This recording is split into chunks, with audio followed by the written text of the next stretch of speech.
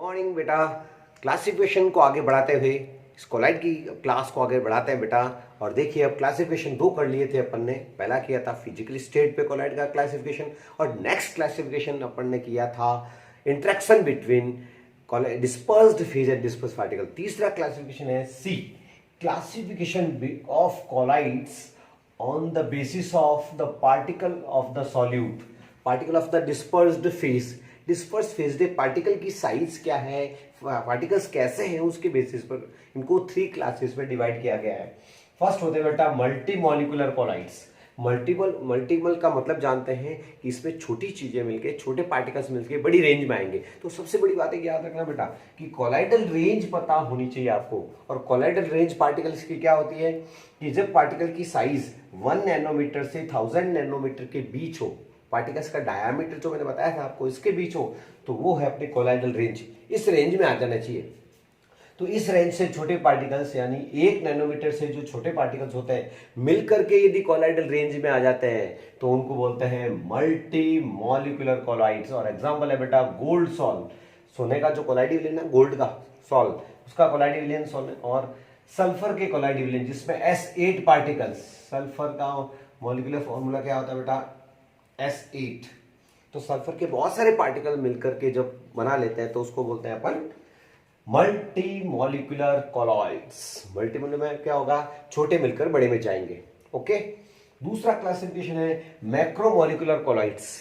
Macro में क्या होगा कि जो बड़े साइज के पार्टिकल्स होंगे, ठीक है ना, जैसे सारे पॉलीमर बड़े होते हैं, तो उनको अपन क्या करेंगे एक सॉल्वेंट में डाल देंगे। तो वो पार्टिकल क्या होंगे, बड़े पार्टिकल टूट करके छोटे रेंज में यानी 1000 से जो बड़े पार्टिकल हैं, सस्पेंशन के जो पार्टिकल्स हैं, वो टूट करके कोलाइडल रेंज में आ जाते हैं। तो वो सारे पॉलीमर्स किस में आते हैं, मैक्रोमोलिकुलर कोलाइड्स। इसमें सारे पॉलीमर्स आते हैं बेटा, पॉलीथीन है, नाइलॉन 6 है, सारे पॉलीमर्स। एग्जाम्पल भूलना नहीं है, पॉलीमर्स में कौन कौन से पॉलीमर्स है अच्छी तरह से मालूम होगा। पॉलीमर्स कौन कौन से होते हैं आपके, नाइलॉन हो गया, पॉलीथीन हो गया, आपने पॉलीथीन है, ये सारे क्या आते हैं बेटा मैक्रोमोलिकुलर कोलाइड्स में आते हैं। और तीसरे क्लास जो है अपने हैं आपके एसोसिएटेड कोलाइड, बहुत अच्छी तरह जानते हो, सोप और डिटर्जेंट इसके अंदर आते हैं। एसोसिएटेड कोलाइड की डेफिनेशन क्या है अपन लिखेंगे, अभी डिफाइन करेंगे इसको। और इसमें होता क्या है बेटा कि इनको आपने 10th पे पढ़ा है, मिसाइल्स भी बोलते हैं। सोप से जब अपन कपड़े धोते हैं तो जो मिसाइल फॉर्मेशन होता है वो यही होता है। तो एसोसिएटेड कोलाइड का दूसरा नाम भी अपन कह सकते हैं associated colloid, also known as micelles. इनको क्या बोलते हैं, मिसाइल्स। मिसाइल्स मत बोलना, micelles, micelles. Okay. those colloids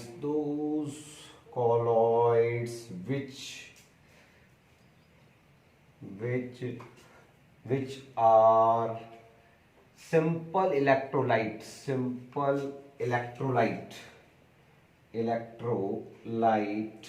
at low concentration but behave like colloid at higher concentration। उस कंसंट्रेशन का नाम है, स्पेशल आगे आएगा CMC, critical micellization concentration, CMC, high concentration known as associated colloids। Associated colloid में इनको क्या बोलता है, मिसाइल्स, MICE, मिसाइल्स। तो मिसाइल भी बोला जाता है। और इसके बेस्ट एग्जांपल है सोप एंड डिटर्जेंट। इसको अपन अब आगे समझते हैं detail. Cleaning action of the soap भी अपन इसमें करते हैं। हाँ बेटा, तो एसोसिएटेड कोलाइड वो होते हैं जो एक पर्टिकुलर कंसंट्रेशन के बाद ही बनते हैं। लो कंसंट्रेशन पे तो वो सिंपल इलेक्ट्रोलाइट होते हैं, लेकिन हायर कंसंट्रेशन पे वो क्या बन जाते हैं, कोलाइड बन जाते हैं। उसका एग्जांपल है सोप और डिटर्जेंट। तो एग्जांपल आता है एसोसिएटेड कोलाइड के, एग्जांपल दीजिए। Examples of the associated colloids are, ठीक है ना, या micelles are soap and detergent. अब हर समय ये नहीं बनते हैं, उनके लिए पर्टिकुलर कंसंट्रेशन चाहिए। बहुत ही इंपॉर्टेंट डेफिनेशन है, उसको बोलते हैं शॉर्ट में CMC।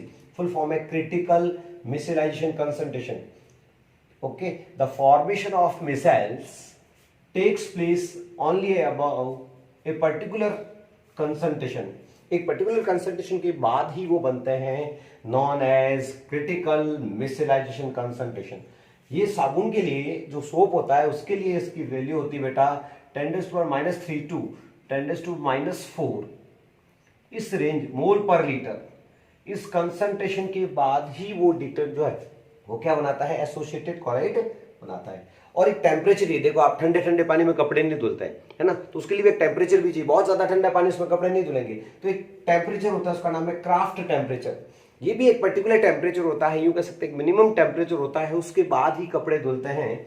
तो इसकी डेफिनेशन भी एग्जाम में आती है, लिखना है the formation of micelle takes place above a particular temperature known as kraft temperature. तो दो डेफिनेशन आपके सामने आ गई है, एक तो क्रिटिकल मिसेलाइजेशन कंसंट्रेशन, एक मिनिमम कंसंट्रेशन होती है, उसके ऊपर ही सोप बनता है। आप कपड़े धोते हैं तो साबुन लगाते ही कपड़े नहीं धुलते हैं, एक पर्टिकुलर कंसंट्रेशन तक अपन साबुन लगाते हैं, और साबुन के 100 या उससे ज्यादा मॉलिक्यूल होते हैं बेटा, तब जो कपड़े धुलते हैं। अब अपन इसमें देखते हैं cleansing action of the soap. Soap का क्लींजिंग एक्शन देखेंगे। हाँ बेटा, अब अपन देखते हैं मैकेनिज्म ऑफ मिसाइल फॉर्मेशन जो है, ठीक है ना। तो इसके लिए क्या करते हैं कि सोप का फॉर्मूला आपने सुना है, सोप इसका एग्जांपल है बेटा। तो सोप क्या होता है, पोटेशियम और sodium salt of the long chain fatty acids. आपने पढ़ा होगा सोडियम स्ट्रेट का फॉर्मूला C17H35COONA। ये long chain sodium salt of the carboxylic acid soap, इसका नाम है सोडियम स्टीरिएट। क्या नाम है, सोडियम स्टीरिएट। सोडियम स्टीरेट है, इसको अपन लो कंसंट्रेशन देखें तो बहुत सिंपल इलेक्ट्रोलाइट है। कैसे डिवाइड होता है, जब किसी को वाटर में डिसॉल्व करते हैं तो वो जब आयोनाइज हो जाता है उसको बोलते हैं इलेक्ट्रोलाइट, आयोनाइज, ठीक है ना। तो ये आयोनाइज होके क्या देगा, C17H35CO माइनस स्ट्रेट आयन और Na। तो ये बहुत ही एक सिंपल इलेक्ट्रोलाइट का काम कर रहा है। अभी इलेक्ट्रोलाइट वो होते हैं जो सिंपल कंसंट्रेशन पे आयोनाइज हो जाता है, जिसमें इलेक्ट्रिसिटी पास आउट हो सकती है, सिंपल। अब लो कंसंट्रेशन पे तो ये रहेंगे, लेकिन हाई कंसंट्रेशन पे इकट्ठे हो जाएंगे और एक स्फेरिकल जो है स्ट्रक्चर बनाएंगे, उसको बोलते हैं मिसेल। कैसे बनाते हैं, उससे पहले टाइम में आपने पढ़ा था cleansing action of the soap. इसमें 68 आयन है, इसमें 17 कार्बन है बेटा, तो इसको अपन C17H35COONA को माइनस को उसको कैसे लिख सकते हैं कि 17 कार्बन 1 2 3 4 5 6 7 8 9 10 11 12 13 14 15 16 17, ये तो कार्बन हो गया बेटा। और ये 18 नंबर वाला कार्बन, तो ये तो हो गई टेल ऑफ हाइड्रोकार्बन। ये नेगेटिव पार्ट देखो, ये तो आयोनिक पार्ट है, और आयोनिक पार्ट और वाटर भी आयोनिक होता है। आयोनिक आयोनिक हमेशा दोस्ती होती है, लाइक डिसॉल्व लाइक। इसलिए ये कैसा पार्ट है बेटा, ये पार्ट तो है इसका हाइड्रोफिलिक। कैसा है, और ये जो टेल ऑफ हाइड्रोकार्बन है इस सोप की, ये hydrophobic part, hydrophobic part, hydrophobic. Okay, ये तो हाइड्रोफिलिक है, और ये Na यहां पर है। ओके, जब अपन क्या करेंगे, इसको रिएक्ट करवाएंगे तो हाइड्रोफोबिक पार्ट जो है वो ऑयली पार्ट से रिएक्ट करेगा। ये नॉन पोलर पार्ट है, नॉन पोलर का, और ये जो पार्ट है ये वाटर से रिएक्ट करेगा। तो अब किस तरह से कपड़े में जाकर के ये साबुन जो है, अब लो कंसंट्रेशन पे तो इसका मॉलिक्यूल एक रहेगा, वो मिसाइल नहीं बनाएगा, लेकिन हायर कंसंट्रेशन पे बहुत सारे मॉलिक्यूल कैसे मिसाइल बनाते हैं, अपन एक क्लोथ लेते हैं, उसकी कपड़े उसकी साबुन से कैसे सफाई होती है, कैसे मिसाइल बनता है, वो उसका मैकेनिज्म देखिए। तो लो कंसंट्रेशन पे तो ये सिंपल इलेक्ट्रोलाइट है, इसके दो पार्ट होते हैं, ये टेल ऑफ हाइड्रोकार्बन वाला पार्ट है, ये हाइड्रोफोबिक पार्ट है, और ये हाइड्रोफिलिक पानी से दोस्ती वाला पार्ट है। अब बच्चों देखना कैसे मिसाइल बनता है। देखो, जब हायर कंसंट्रेशन अचीव हो जाती है बच्चों, तो मिसाइल बनता है। अपन एक क्लोथ लेते हैं, कपड़ा लेते हैं, और कपड़े कैसे धुलते हैं वो भी सीख जाओगे और काम भी हो जाएगा। तो कपड़े को बेचारे को धोते जब ठोकने की जरूरत नहीं है, बहुत सिंपल वे में कि ये है आपके एक क्लोथ, और उसके ऊपर क्या है, ऑयल ड्रॉपलेट है बेटा, ये है ऑयल, ठीक है ना, और ये है आपके क्लोथ, कपड़ा। कपड़े के ऊपर है जब ऑयल लगता है और मिट्टी चिपक जाती है, गंदा हो जाता है। कॉलर ज़्यादा गंदी क्यों होती है? क्योंकि कॉलर पे ऑयल ज़्यादा रहती है, तो उसके कारण वो गंदा रहता है। तो जो ही अपन क्या करेंगे बेटा, उस पर साबुन लगाना शुरू करेंगे तो क्या होगा, उसमें सोप का जो फिलिक जो है पार्ट रिपेल करेगा ऐसे। ये जो टेल ऑफ हाइड्रोकार्बन है, ये हाइड्रोकार्बन की जो टेल थी वो सारी इसमें घुसेगी और ये नेगेटिव पार्ट है। जब हायर कंसंट्रेशन आ जाएगी, कौन सी कंसंट्रेशन, याद करो, कंसंट्रेशन का नाम है CMC, critical concentration, CMC critical micelle concentration. जब क्या होगा, यहां से वो धीरे धीरे सारे जो साबुन, जब मॉलिक्यूल इकट्ठे होंगे साबुन के, साबुन अपने एक रेंज में लगाएंगे, एक क्वांटिटी में लगाएंगे, एक कंसंट्रेशन में लगाएंगे, तब बहुत सारे मॉलिक्यूल उस ऑयल ड्रॉपलेट के अंदर घुस करके क्या करेंगे, इस मिट्टी को जो कपड़े की चिपकी उसको हटा लेंगे। और धीरे धीरे क्या होगा बच्चों, ये जो ऑयल ड्रॉपलेट है, ये ऑयल है, जो डस्ट चिपकी हुई है कॉलर के अपने कपड़ों के, वो बाहर आ जाएगी और इसके चारों तरफ वो कार्बन की टेल ऑफ हाइड्रोकार्बन 17 की है, ये 17 कार्बन की बेटा, ठीक है ना। ये बहुत सारे जो टेल ऑफ हाइड्रोकार्बन है वो इसके अंदर घुस जाएंगी और उसको क्या करेगी बेटा, कपड़े से हटा करके बाहर ले आ जाएगी। इस तरह से क्या बनेंगे, जो कोलाइड बनेंगे उसको अपन क्या कहते हैं, एसोसिएटेड कोलाइड। क्या कहते हैं बच्चों, तो टेल ऑफ हाइड्रोकार्बन इसमें घुस करके इस तरह का जो कोलाइड बना है, ये है आपके एसोसिएटेड कोलाइड। तो प्यारे बच्चों, ये जो बना है मिसाइल, यहाँ सारे Na+ लगा दीजिए, Na+। तो धीरे धीरे क्या हुआ है कि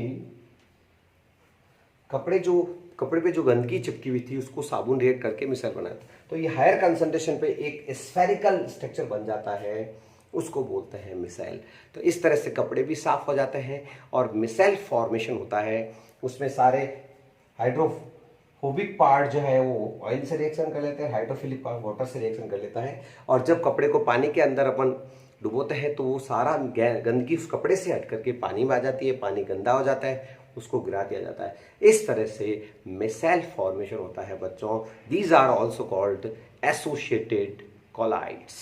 ओके, नेक्स्ट अपन देखते हैं, अब कोलाइड बन चुके हैं, कोलाइड का क्लासिफाई कर लिया है, अब कोलाइड की प्रिपरेशन पढ़ेंगे अपन। हाँ बेटा, अब तक तो अपन ने देख लिया था कोलाइड्स की जो है क्लासिफाई कर लिया था, एसोसिएटेड कोलाइड और वो। अब अपन जो है आगे बढ़ाते हैं अपनी पढ़ाई को और पढ़ेंगे अपन प्रिपरेशन ऑफ कोलाइड्स। क्या पढ़ने वाले हैं अब टॉपिक, प्रिपरेशन ऑफ कोलाइड्स। तो एक चार्ट बना दिया बेटा कि क्या क्या मेथड्स हैं, तो उससे याद रहता बच्चों को हमको पढ़ना क्या क्या है, correct. Okay, these methods are for the lyophobic colloids. ये सब लायोफोबिक कोलाइड्स के लिए मेथड है प्यारे बच्चों।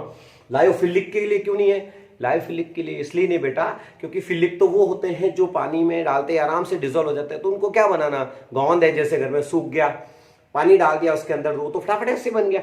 तो उनके लिए मेथड्स नहीं है, ये स्पेशल मेथड है कि इनके लिए लायोफोबिक कोलाइड्स के लिए है बच्चों।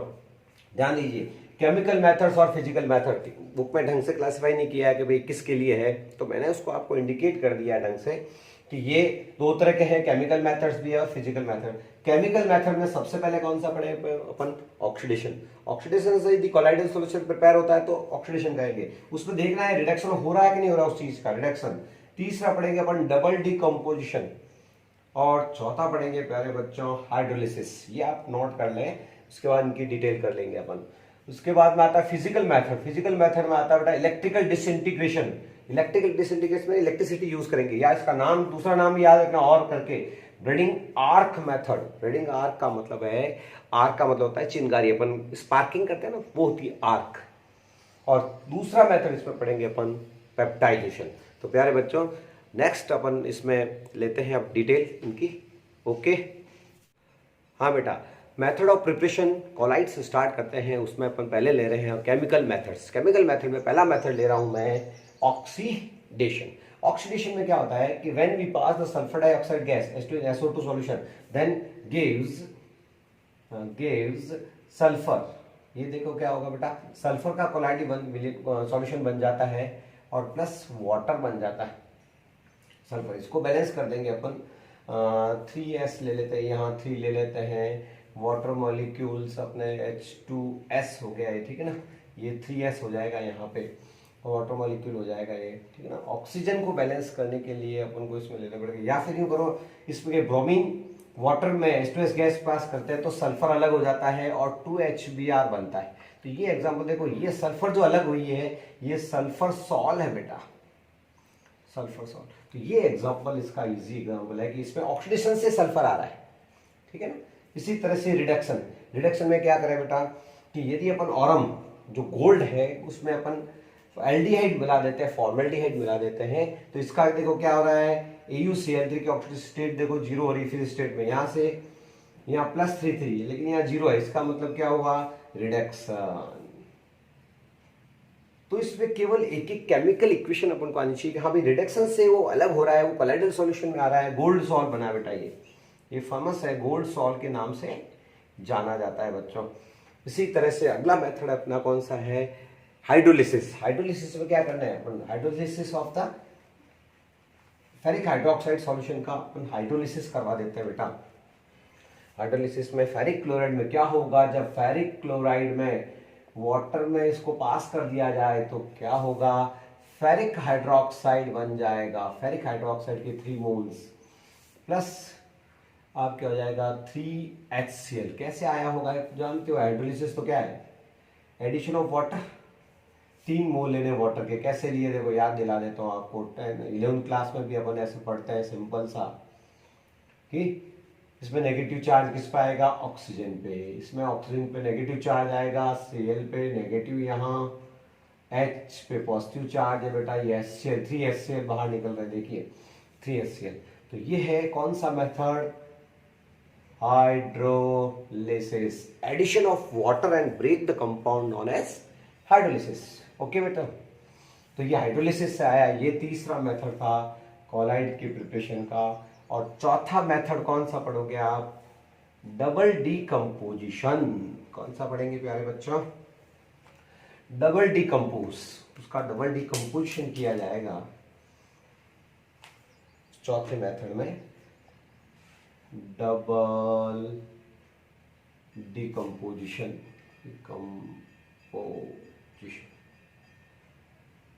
इसमें क्या होता है बेटा, इसमें बनाते हैं अपन आर्सेनिक सल्फाइड का कोलाइडल सॉल्यूशन प्रिपेयर करेंगे बेटा।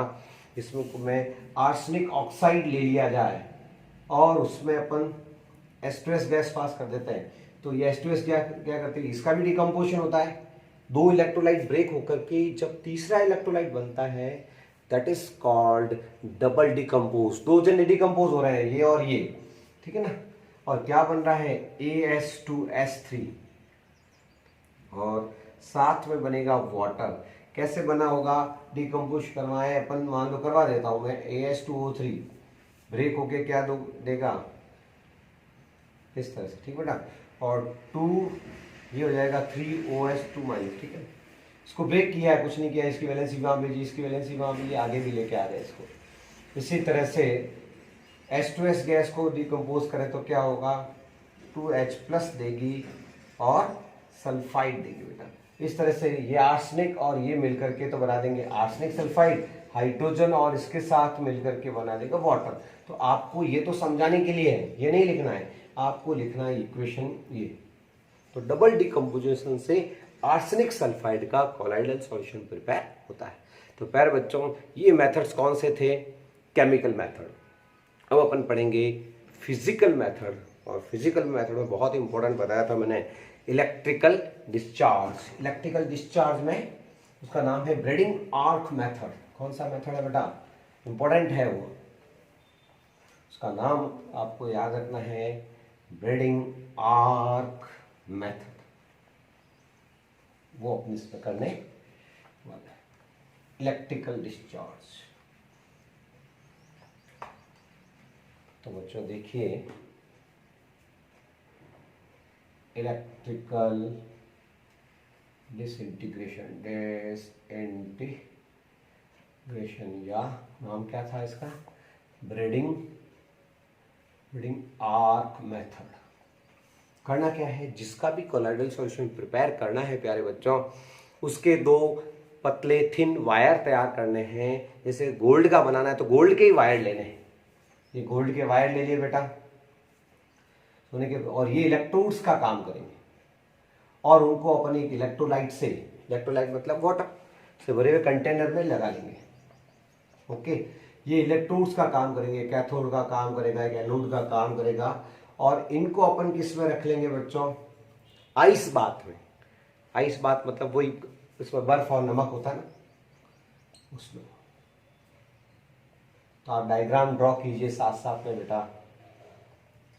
और इनका कांटेक्ट एक तो हो जाएगा कैथोड, एक हो जाएगा एनोड। ये किसके बने हुए हैं, जिसका कोलाइडल सॉल्यूशन प्रिपेयर करना उसी मेटल के लेने, ठीक है ना। और ये है आपके इलेक्ट्रोड्स का काम करेंगे। ओके, ये है ice plus NaCl। Freezing mixture याद करो, जो ठंडा रखता है, मतलब जिसमें ठंडा रहे, ठीक है ना। अब होगा क्या, हाई वोल्टेज की इलेक्ट्रिसिटी जब पास आउट करेंगे, ठीक है ना, और इन तारों को जब मिलाएंगे तो स्पार्किंग होगी, और स्पार्किंग होगी तो क्या होगा, metal become vaporise, metal vaporise होगी। मेटल के तारों को जलाते हैं, दो तारों को मिला तो क्या होगा, आग लगेगी, तो बस वो स्पार्किंग होगी। इसी को बोलते हैं आर्क। क्या बोलते हैं, मेटल की जो क्या बनेगी बेटा, आर्क। आर्क जब डेवलप होगी, उस आर्क से मेटल वेपोराइज हो जाएगी और मेटल इसमें डिसॉल्व हो जाएगी बेटा। तो इस तरह से बच्चों इस पर जो सॉल्यूशन तैयार होगा वो क्या हो जाएगा, कोलाइडल सॉल्यूशन। तो ये ब्रीडिंग आर्क मेथड किसके लिए काम आता है, जो महंगी मेटल होती है, आपके गोल्ड है, प्लेटिनम है, सिल्वर है, इन मेटल्स के कोलाइडल सॉल्यूशन तैयार करने के लिए यह मेथड काम में लिया जाता है, और इसका नाम है ब्रीडिंग आर्क मेथड। ओके, और एक लास्ट मेथड है बेटा, उसका नाम है पेप्टाइजेशन। वो मेथड क्या है देखते हैं, आइए इसका डायग्राम ड्रॉ करके आप तैयार कर लेंगे। पेप्टाइजेशन मेथड क्या होता है, उसमें क्या करते हैं बेटा, एक फ्रेश प्रिपेयर्ड इलेक्ट्रोलाइट लेते हैं और उसको अपन मिला देते हैं और उससे कोलाइडल सॉल्यूशन बनता है। तो मेथड, इस मेथड में पेप्टाइजेशन मेथड लेते हैं। लास्ट मेथड ये peptization in a fresh precipitate, fresh PPT है ना, fresh precipitate, add a electrolyte, add a electrolyte, electrolyte gives colloidal solution, gives colloidal solution known as peptization, इसको peptization बोला जाता है। और जो चीज़ आपने मिलाई है वो है आप पेप्टाइजिंग एजेंट। मान लीजिए ये है आपके फ्रेश प्रेसिपिटेट, लैब के अंदर बनते हैं फ्रेश पीपीटी, ये है आपके फ्रेश प्रेसिपिटेट पीपीटी में अपन ने क्या मिलाया है, इलेक्ट्रोलाइट मिलाया है, फेरिक क्लोराइड मिलाया है। इस फेरिक क्लोराइड मिलाने से होगा क्या बेटा, कि ये एक सेलेक्टिव एडजॉर्प्शन, कोई चीज अपने जैसे कोई अपने पास बुलाता है सिलेक्शन करके, उसको बोलते हैं सेलेक्टिव एडजॉर्प्शन। सरफेस पे वो सेलेक्टिव चीज आती है। तो ये क्या करता है कि फेरिक क्लोराइड जो है, फेरिक हाइड्रोक्साइड का जो फ्रेश पीपीटी है उसके साथ फेरिक आयन अटैच हो जाता है और ये कोलाइडल सॉल्यूशन बन जाता है, और ये 3Cl- अलग हो जाते हैं। तो ये है आपके कोलाइडल सॉल्यूशन, और जो चीज मिलाई गई उसका नाम है पेप्टाइजिंग एजेंट। जो चीज मिलाई जाती है उसका नाम क्या है, पेप्टाइजिंग एजेंट। तो इस तरह से बच्चों ये थे methods of preparation colloids. Next में अपन पढ़ेंगे, जब बन गए हैं तो अपन नेक्स्ट क्लास में क्या पढ़ेंगे, प्यूरिफिकेशन ऑफ कोलाइड।